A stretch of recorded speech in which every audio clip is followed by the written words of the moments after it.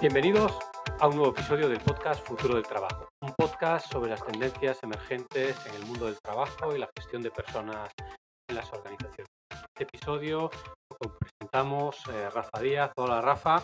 Hola Santi. Y un servidor, Santi García. Hoy vamos a dedicar este tiempo, la conversación de hoy, a tratar un tema del que últimamente se habla mucho, que es el employer branding. Y para hablar de ese tema tenemos a una verdadera experta en él. Es Miriam Aguado, directora de People Matters. Buenos días, Miriam. Buenos días, Santi.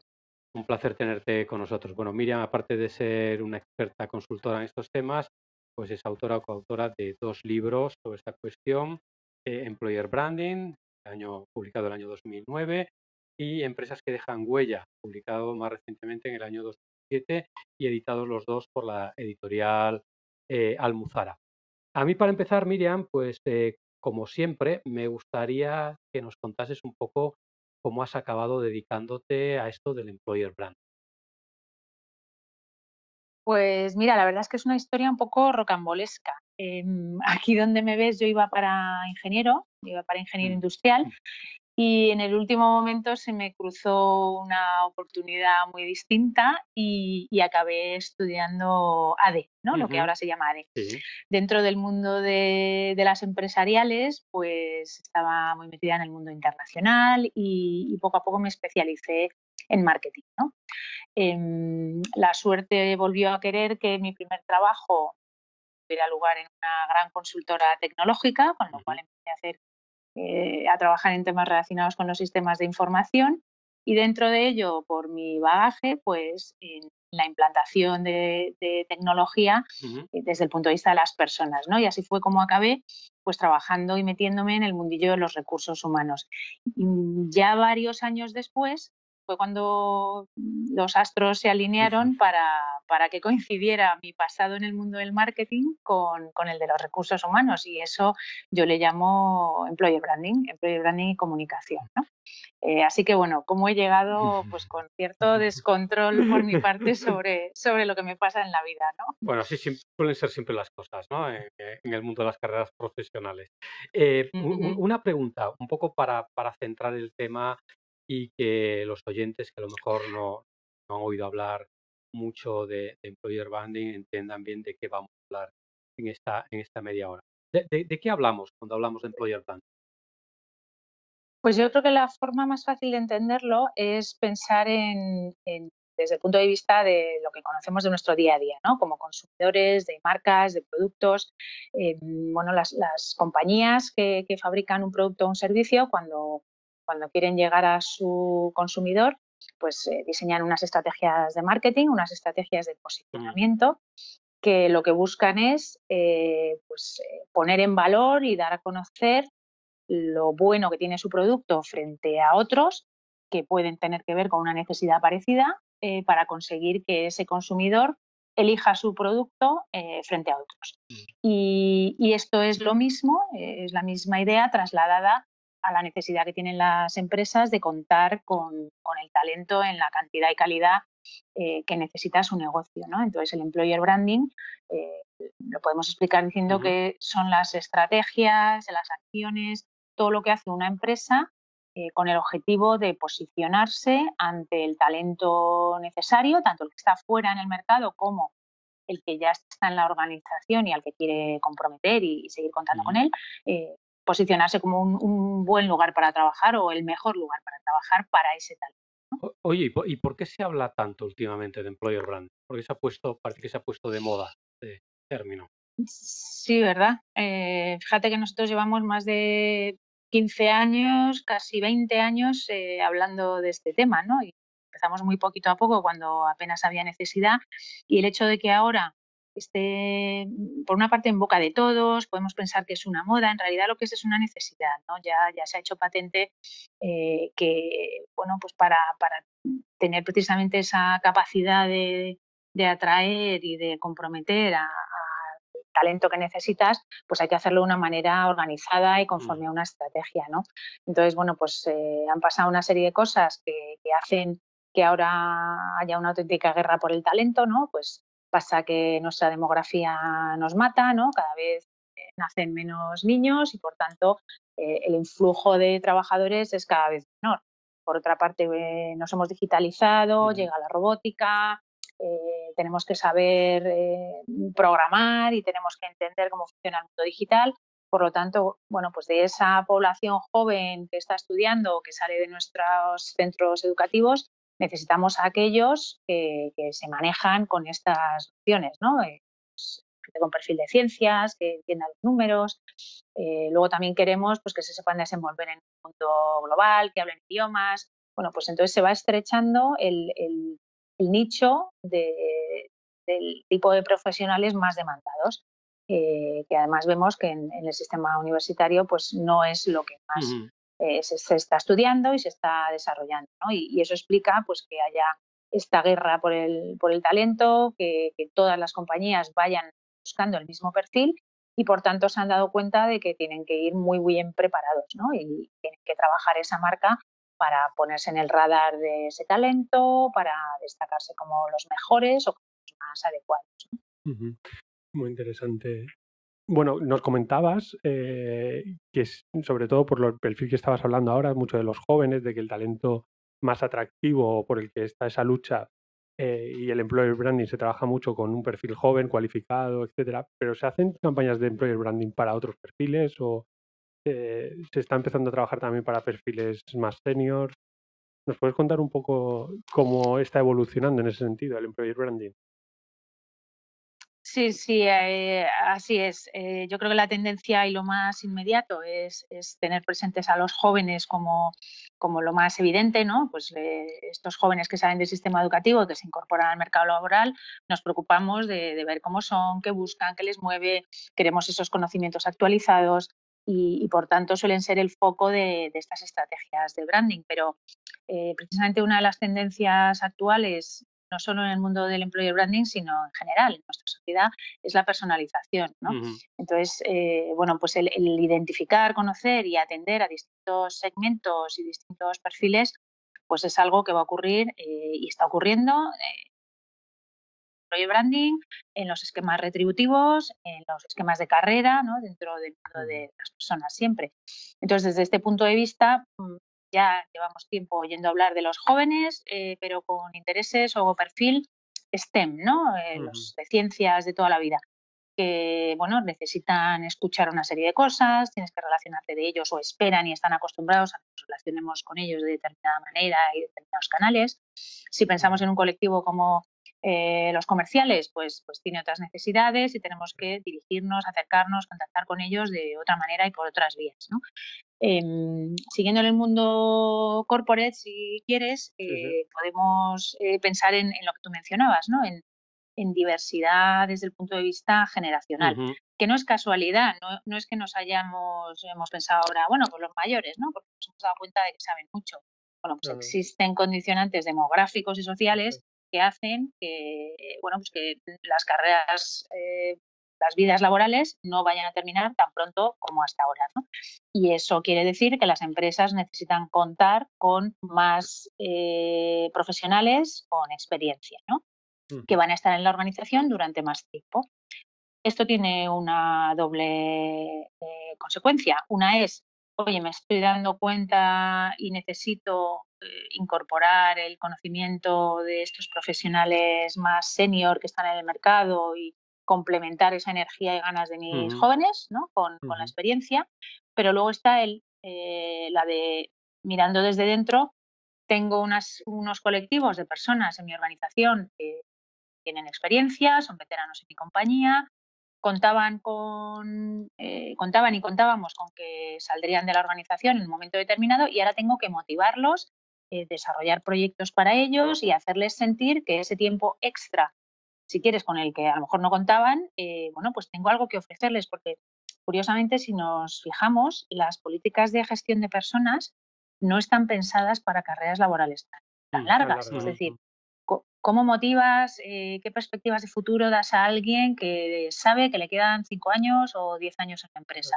¿Le hablas de crecimiento? ¿De qué le hablas, no?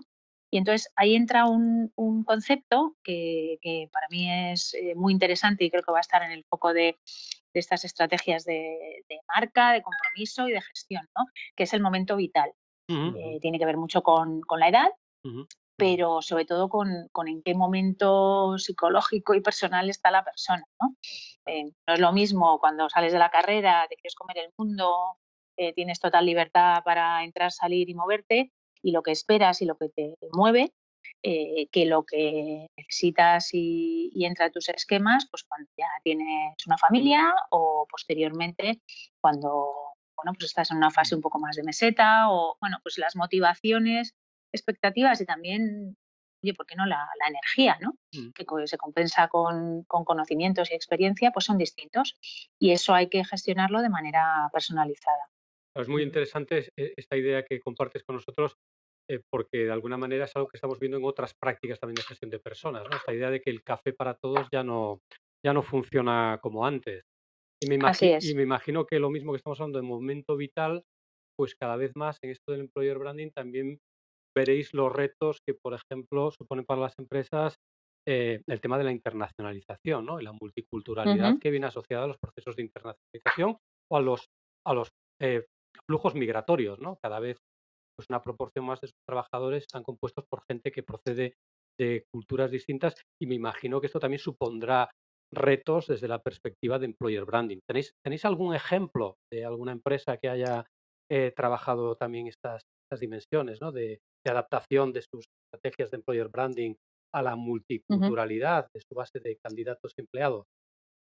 Sí, de hecho, bueno, hemos tenido la oportunidad de trabajar con distintas empresas multinacionales y eso es precisamente lo que viven y el reto. Además, se dan dos grandes situaciones, ¿no? Enfocándonos en, por ejemplo, nuestra experiencia desde España, ¿no? Pues hemos podido trabajar estrategia de employer branding de una Ujú, multinacional muy grande del sector financiero con base en España que desarrolla su propuesta de valor al empleado y su estrategia de posicionamiento como lugar para trabajar, pero que luego debe desplegarla y ujú, aplicarla en un montón de países del mundo, ujú, ¿no? Bueno, pues eso hay distintas formas de hacerlo, ¿no? Esta empresa en concreto en la que estoy pensando, pues creo que lo hizo bien y el planteamiento fue voy a construir mi propuesta de valor, mi EVP, de manera centralizada, pero integrando las perspectivas ujú, de los distintos mercados, ¿no? Pues trabajando de una manera, si quieres, desde fuera hacia adentro o desde abajo hacia arriba, se identifica aquello que se comparte en todas las geografías, ¿no? Muy ujú, cercano a su cultura, al negocio en el que trabajan, etcétera. ujú, Y una vez identificada esa propuesta de valor, integrando la experiencia de todos los mercados, bueno, pues se concreta en 4 o 5, los que sean, ¿no? Rasgos que definen la VP.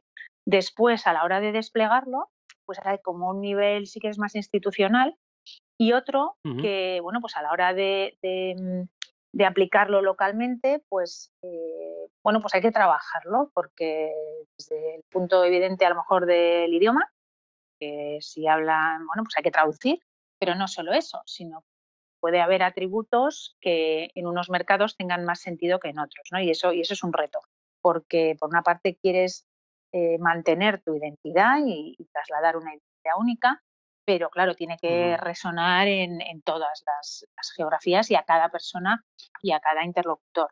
Entonces, una cosa una estrategia que hemos visto que se ujú. aplica en estos casos es el contar con una especie de menú en Sí. el cual, pues imagínate, tenemos una propuesta de valor con 8 posibles atributos, de los cuales se establece centralmente que 4 son compartidos sí o sí en todos los Ujú, países, porque son nuestro core, es parte de lo que queremos impulsar y nuestro diferencial.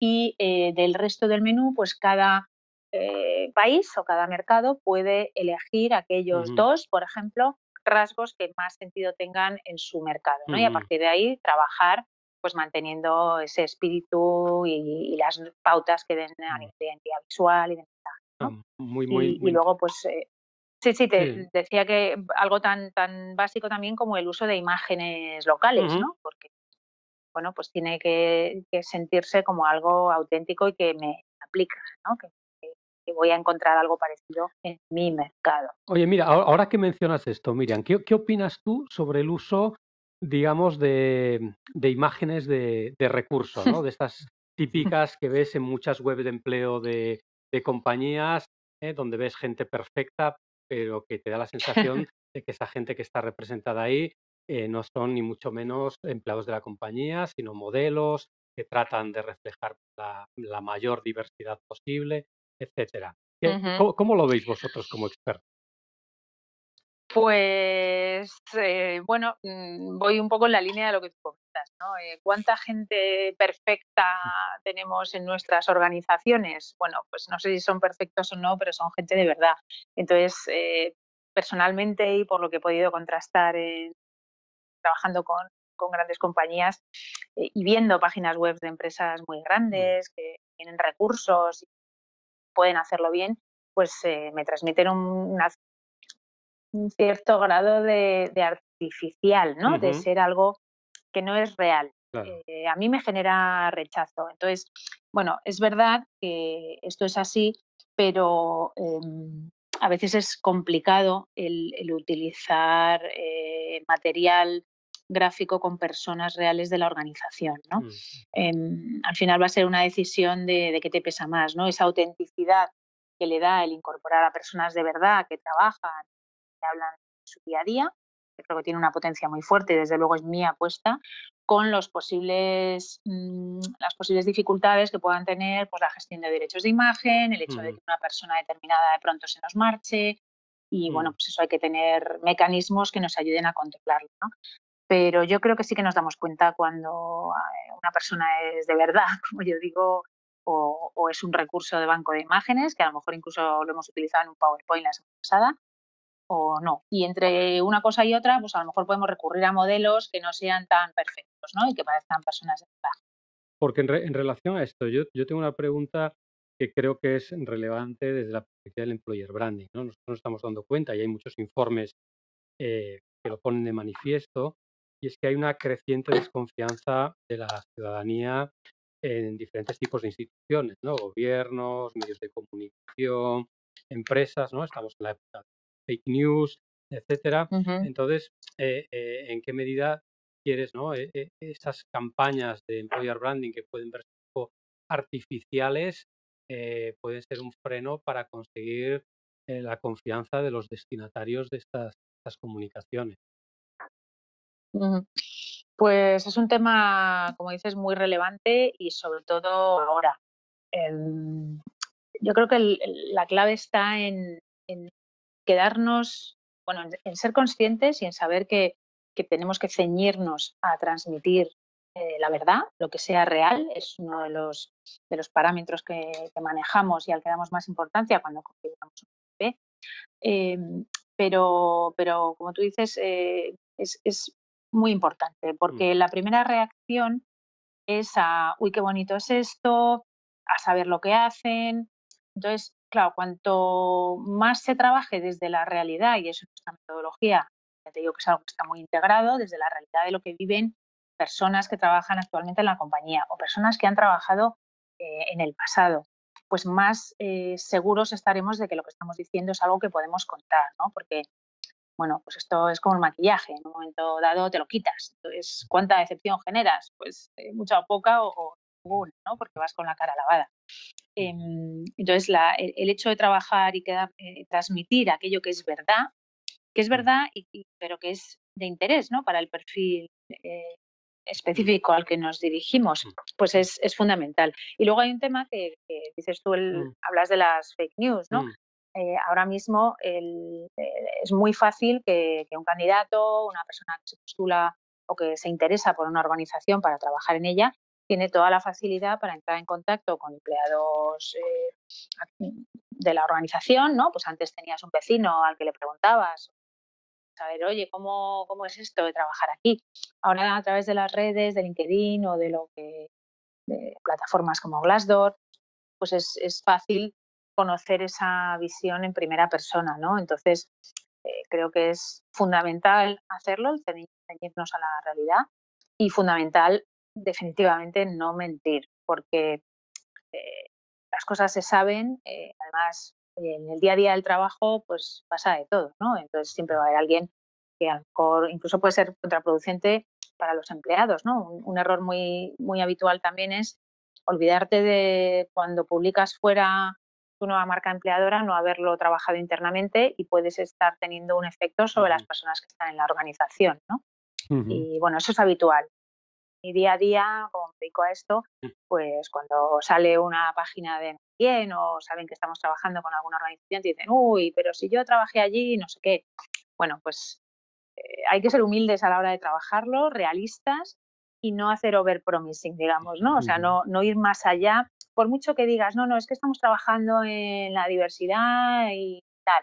Bueno, pues cuando lo tengas montado y sea cierto, lo contamos. Mientras tanto, no. Claro, eso hace, ¿verdad, Miriam? Que el employer branding y el employee experience tengan que trabajar muy unidos, ¿no? O Claro, realmente, ¿cuál es la totalmente. relación? Totalmente. Es que no son temas independientes. Un matiz importante es que para nosotros, y yo creo que es la práctica o la posición más extendida, el employer branding no es solo aquello que hacemos hacia afuera para atraer el Ujú. talento, sino que también es lo que hacemos hacia adentro para que la gente viva los colores y sienta lleve la camiseta con orgullo, ¿no? Entonces, el método es el mismo, pero todo tiene que ser coherente, ¿no? Desde ese punto de vista, atendiendo a lo que me preguntabas, pues aseguraremos o facilitaremos esa continuidad de mensaje y de experiencia desde lo que se vive dentro a lo que se vive fuera cuando alguien se relaciona con la organización. Entonces, trabajar la experiencia empleado desde esos momentos de la verdad de nuestras personas y tenerlos en cuenta en el proceso de diseño, por supuesto, pero en toda comunicación hacia el exterior sobre cómo es trabajar en la compañía, tiene que ir muy de la mano, ¿no? Pues a través de embajadores o a través de que el vecino de al lado nos cuente su día a día, ¿no? Si lo trabajamos bien esa experiencia empleado, estaremos potenciando que los mensajes adecuados Mm. lleguen fuera y se refuercen dentro. Miriam, nos has hablado de segmentación, de autenticidad, de coherencia. ¿Alguna otra clave más que tú detectes para el éxito de una estrategia de employer branding? Pues yo creo que esas son las fundamentales. Diría que un aspecto fundamental al que atender es, eh, bueno, no quedarnos solo en el trabajo de diseño. De hecho, fíjate, los dos errores más habituales que yo he visto son, uno, lanzarse a la acción muy directamente sin pasar por el proceso de reflexión y de definición de tu EVP y de tu estrategia, ¿no? Atendiendo a un proceso ordenado, pero el opuesto también se da. Ujú. Dedico esfuerzo a trabajar mi VP y mi estrategia y a pensar lo que tengo que hacer y luego al hacerlo, en fin, me salto un poco mis propias normas o el día a día y lo que entra del mercado y no he contemplado me lleva a que aquello quede pues una declaración de intenciones, ¿no? Entonces, con respecto a lo primero, Mm. diría que, bueno, reforzaría lo que comentaba antes, que trabajar la EVP desde dentro, desde aquello que habla de quién soy, que es importante para el perfil que tengo y que necesito en la organización y que es real y que además es distinto de lo que ofrecen otros, ¿no? Como decíamos antes, pues técnicas básicas de marketing. Y desde el punto de vista del despliegue, bueno, pues tener clara esa estrategia, a partir de un para qué y de qué tiene sentido y qué no, para que día a día no me coma, y luego organizar el despliegue adecuadamente, pues tener responsables, ¿no? Que puede ser algo muy obvio, pero organizar un poco pues el modelo de gobierno, el quién tiene que hacer Ujú. qué, un modelo o una pequeña eh, listado de criterios cuando me llame un medio, cuando me llame un centro educativo para proponerme hacer algo, digo que sí o digo que no, tiene sentido esto con mi estrategia. Bueno, pues digamos también atender al proceso de implantación, ¿no? Para que el ejercicio de estrategia no quede en una declaración de intenciones. Yo creo que esas serían algunas de las claves. Y desde luego involucrar a personas propias de la organización en todo el proceso. Muy bien, Miriam. Y si hablamos un poco en cuanto a employer branding, a las tendencias, ¿qué tendencias estáis viendo que vienen dentro del employer branding? Bueno, pues están pasando un montón de cosas muy deprisa, la verdad. Destacaría a lo mejor como tendencias fundamentales, bueno, continuar con la conversación, ¿no? Se habla mucho de la relación empresa, marca, persona, sea potencial empleado o no, pues para generar ese vínculo, ¿no? Ese que te tengan en el radar como algo positivo, y todo esto a través de la conversación. Esa conversación puede ser en digital en gran medida, ¿no? Pero también pues, buscar espacios, nosotros le llamamos estar donde ellos están, ¿no? Tener claro los espacios donde debemos estar presentes y potenciar el contacto físico, que ahora está un poquito de capa caída, ¿no? Hemos hablado de esa autenticidad, yo creo que lo hemos comentado suficientemente. A nivel digital hemos vivido y continúa el auge del vídeo, pero los podcasts como este que estamos grabando en este momento, pues lo vamos a ver crecer. Es algo que ha tardado en llegar, que en otros mercados se ha utilizado, pues, no sé si por las distancias geográficas y bueno, pues vamos a ver mucho en este sentido. Y luego, pues creo que nos van a sorprender la variedad de acciones concretas de captación que se pueden hacer, ¿no? Porque, bueno, pues la creatividad en este sentido existe, las tecnologías avanzan muy rápidamente y esto viene de la necesidad de ser distinto y de captar la atención, ¿no? Entonces, en esta guerra, pues el más creativo dentro de lo razonable, Claro. bueno, pues al menos va a tener ese impacto, ¿no? Y una tendencia clave que vemos, bueno, pues cuando vamos a congresos internacionales, está relacionada con la diversidad, ¿no? No sé si es algo que perdurará mucho en el tiempo o que será como un básico de todo, pero ahora mismo muchas de las estrategias de posicionamiento y de captación van por la vía de la diversidad, y la otra gran temática es el propósito, ¿no? El propósito de sostenibilidad y de responsabilidad a todos los niveles, ¿no? Sociales. Pues súper interesante, Miriam. Se nos echa desafortunadamente el tiempo encima. Ha sido un placer tenerte con nosotros hoy. Ojalá repitamos pronto. Encantada. Muchas gracias. Ha sido un placer. Cuando queráis. Hasta la Muchas próxima. gracias a vosotros. A ti. Hasta luego. Adiós. Hasta aquí este episodio del podcast Futuro del Trabajo. Os invitamos a suscribiros en iTunes, iVoox, Spotify y el resto de plataformas habituales. También os invitamos a visitar la web de nuestro observatorio, www.futureforwork.com, donde encontraréis más contenido sobre el futuro del trabajo y la gestión de personas.